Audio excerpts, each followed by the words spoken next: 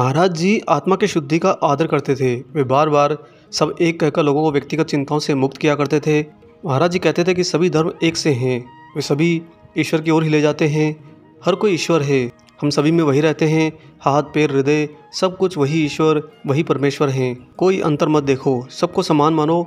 शिव की भक्ति प्रेम द्वारा करो। राम और शिव एक ही हैं। राम शिव की पूजा करते थे और शिव राम को पूजते थे। वे केवल एक ही हैं। नमस्कार, स्वागत है एक बार फिर से आप सभी का आपके अपने चैनल हनुमान से परिवार में। आशा करते हैं प्रभु श्री हनुमान जी और परम पूज्य गुरुदेव बाबा नीम करोड़ी महाराज जी आप सभी भक्तों पर असीम कृपा सदैव बनाए रखें। बाबा नीम करोड़ी महाराज जी हमेशा अपने स्वरूप को छिपाते हुए हनुमान के स्वरूप को हमेशा प्रत्यक्ष में रखते हुए उनकी लीलाओं का बखान किया करते। हमेशा कोई भक्त आता और कहता, महाराज जी क्या कोई चमत्कार करता है? तो महाराज जी बड़ी दृढ़ता से कहते, हाँ हनुमान करता है। अगर कोई आकर कहता कि बाबा मेरी समस्या का समाधान तो आपके पास ही मिलेगा, तो महाराज जी हंसकर कहते हैं, नहीं नहीं, जाओ हनुमान से कहो। ये सब कुछ इतना सहजता से होता था कि उस समय जो सामने भक्त है वो महाराज जी को मामूली एक अपने जैसा इंसान समझता और उनके द्वारा दिखाए गए मार्ग पर चलते हुए भक्ति की ओर अग्रसर हो जाता, यानी कि प्रभु श्री हनुमान जी की ओर अग्रसर हो जाता।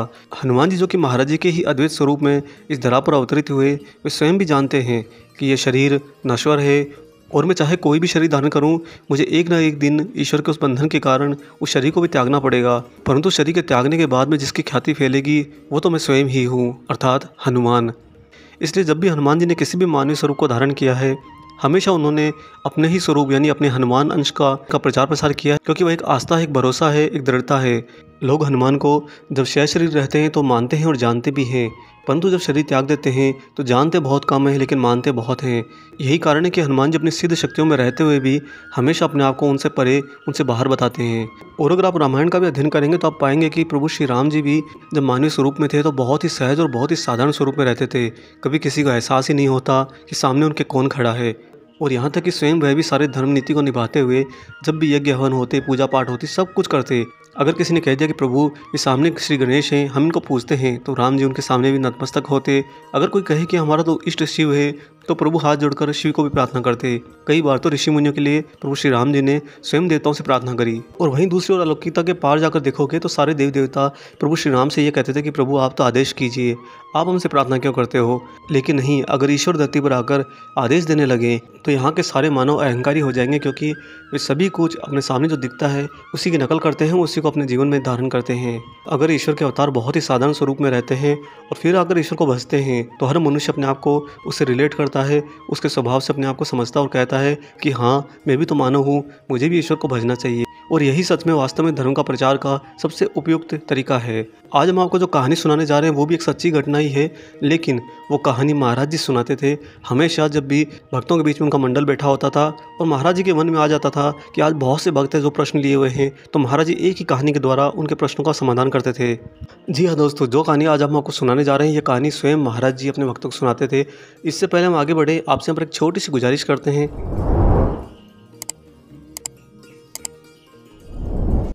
आइए अब ले चलते हैं सीधा आपको महाराज जी के द्वारा बताई गई इस बहुत ही अलौकिक और प्रेरणादायक कहानी पर। अक्सर जब भी भक्तों का जमावड़ा होता और महाराज जी बाबा जी स्वयं मौज में होते तो बाबा जी हमेशा एक कहानी सुनाया करते थे और भक्त बड़े ही चाव से सुनते थे, क्योंकि उस कहानी के समापन होने तक भक्तों को एक गहरी सीख और एक गहरी दृढ़ता भी मिलती थी। हम ये उम्मीद करेंगे कि आप भी कहानी को पूरा सुने ताकि आप भी वही महाराज जी के सानिध्य का एहसास कर सकें।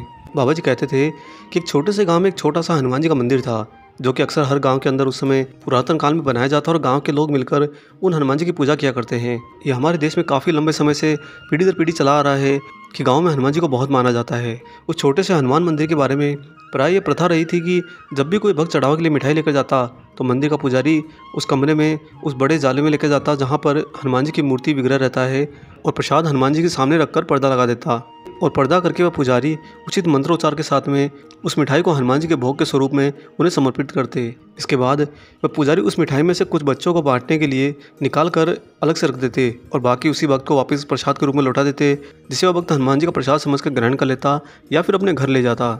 और यही प्रथा तो आज भी आप देखेंगे तो हनुमान जी के जहाँ भी मंदिर होते हैं वहाँ पर भी होती है। आज हम आपको यहाँ पर एक बात स्पष्ट कर दें कि बहुत से लोग जो प्रसाद लेकर जाते हैं और जब वो पुजारी को देते हैं तो पुजारी उनमें से जब प्रसाद निकाल के थोड़ा रख लेता है तो सबको यही लगता है कि पुजारी अपने लिए प्रसाद रखते हैं, इनका पेट नहीं भरता इतनी मिठाइयाँ खाकर भी। परंतु वास्तविकता ये है कि जो सच्चे पुजारी होते हैं वे हनुमान जी के श्री चरणों में रहते हुए हनुमान के स्वरूप में होते हैं, और जो भी अतिरिक्त प्रसाद वो रखते हैं हैं, वह स्वयं के लिए नहीं रखते हैं। वह तो बहुत ही साधारण भोजन ग्रहण करते हैं, बल्कि हमेशा हर मंदिर में जाकर अगर आप गहन स्थिति का निरीक्षण करेंगे तो आप यही पाएंगे कि वह पुजारी उस प्रसाद को दिन में आने वाले, दोपहर में आने वाले या पूजा पाठ के अतिरिक्त समय में आने वाले छोटे छोटे बच्चों को वितरित करते हैं, क्योंकि हनुमान जी हमेशा छोटे बच्चों में अपने प्रभु श्री राम को देखते हैं और उन्हीं के भाव के कारण पुजारी प्रथा करते हैं।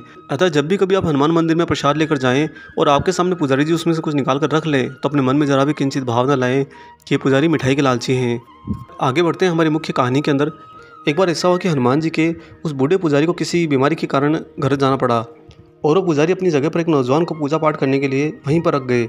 जब भी कोई भक्तगण चढ़ावा के लिए मिठाई लेकर आए तो वह नौजवान उसे पर्दे के पीछे लेकर चले जाते। ऐसे ही एक भक्तगण जब मिठाई लेकर आए तो उन्होंने मिठाई हनुमान जी की मूर्ति को अर्पित कर दी, परंतु हनुमान जी ने उसे नहीं खाया। वह लड़का बहुत दुखी हो गया और उसने हनुमान जी से प्रार्थना करने लगा कि कम से कम एक मिठाई तो ले लो प्रभु। क्योंकि उस बालक को जिसको पुजारी जी वहाँ पर रख कर गए थे, उसे एक भक्ति भाव में कहकर गए थे कि जो भी प्रसाद आता है उसे पर्दे के पीछे रखकर पर्दा कर देना, ताकि हनुमान जी उसमें से अपना भोजन ग्रहण कर लें। और पुजारी जी के उस भाव को वास्तविक धरातल पर अस्तित्व मानने लगा। इसी कारण से जब उसने हनुमान जी की मूर्ति के आगे मिठाई रखी थी और हनुमान जी ने उसे नहीं खाया तो वह लड़का दुखी हो गया। तो हनुमान जी से बार बार हाथ जोड़कर प्रार्थना करने लगा कि हे प्रभु, एक मिठाई तो खा लो, क्यों इतना परेशान कर रहे हो। जब उसने देखा कि हनुमान जी तो कोई भी प्रसाद नहीं खा रहे हैं तो उसे लगा कि शायद हनुमान जी उसकी बात ही नहीं सुन रहे हैं। अतः बालपन की शुद्धता में उसे हनुमान जी के ऐसे स्वभाव से दुख हुआ और दुखी होकर उसने नज़दीक की पड़ी छड़ी उठा ली और हनुमान जी को पीटने लगा। जब वह हनुमान जी पर छड़ी का प्रहार कर रहा था तभी उसने देखा कि एकाएक की थाली में से एक मिठाई गायब हो गई। और दोस्तों, ये बिल्कुल सत्य घटना है। उस बालक ने बाहर आकर हनुमान जी के भक्तों को ये बात बताई कि हनुमान जी ने मिठाई खा ली है, चिंता की अब बिल्कुल आवश्यकता नहीं है।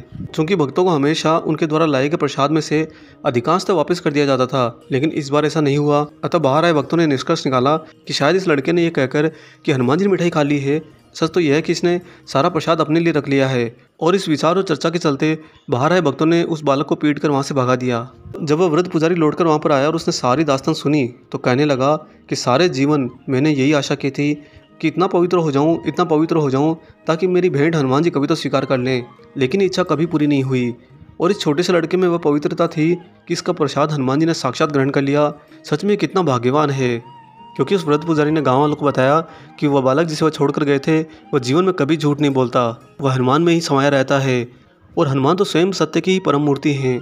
तब गांव वालों को इस बात से बहुत आत्मग्लानि हुई कि उन्होंने एक ऐसे अलौकिक बालक के दर्शन करके उससे आशीर्वाद लेने के बजाय उस पर ही प्रहार कर दिया और उसे लज्जित करके मार पीट के वहाँ से भगा दिया। महाराज इस कहानी को पूरा करके जोर जोर से ठहाके लगाने लगे, लेकिन वहाँ बैठे हुए सारे भक्तगण एक ही स्वर में, एक ही भाव में ये स्पष्ट समझ गए थे कि बालक कोई और नहीं, बाबा नीमकरोली महाराज जी थे, जो इस मानवीय शरीर की लीलाओं के अंदर रहते हुए अपने ही प्रति स्वरूप, अपने ही अंश प्रभु श्री हनुमान जी की जागृत मूर्ति को प्रसाद का भोग लगाया करते थे। और दोस्तों, ये घटना एकमात्र ऐसी घटना नहीं है जहाँ पर महाराज जी ने हनुमान जी को भोग लगाया हो। कैंची धाम के अंदर भी जब हनुमान जी की मूर्ति का विग्रह का स्थापना दिवस था, उस दिन महाराज जी ने 12 लीटर दूध की एक बाल्टी भरकर पूरा का पूरा दूध हनुमान को पिलाया था। अब आपको भी ये एहसास हो गया होगा कि जब भी ईश्वर धरती पर आते हैं तो एक साधारण मानवीय स्वरूप में क्यों रहते हैं, क्योंकि वह अपने ही स्वरूप से अपनी भक्ति कर भक्ति का मार्गदर्शन करते हैं और सभी लोगों के अंदर ये भाव जगाते हैं कि आप अपने ईश्वर, अपने इष्ट के प्रति दृढ़ और कृतज्ञ रहिए। मनुष्य के अंदर अपने ही अस्तित्व का अहंकार ना जाए, इसके लिए सदैव ईश्वर एक बहुत ही साधारण सी वेशभूषाधारी, बहुत ही साधारण से मानव स्वरूप में आते हैं। आशा करते हैं आज का अलौकिक प्रसंग आपको पसंद आया हो। वीडियो अगर अच्छा लगा तो जाने से पहले इसे लाइक जरूर कर दीजिए। अगर आपने चैनल को सब्सक्राइब नहीं किया है तो चैनल को सब्सक्राइब भी कर लीजिए। मिलेंगे बहुत जल्दी एक और ऐसे ही शुभ अंक के साथ।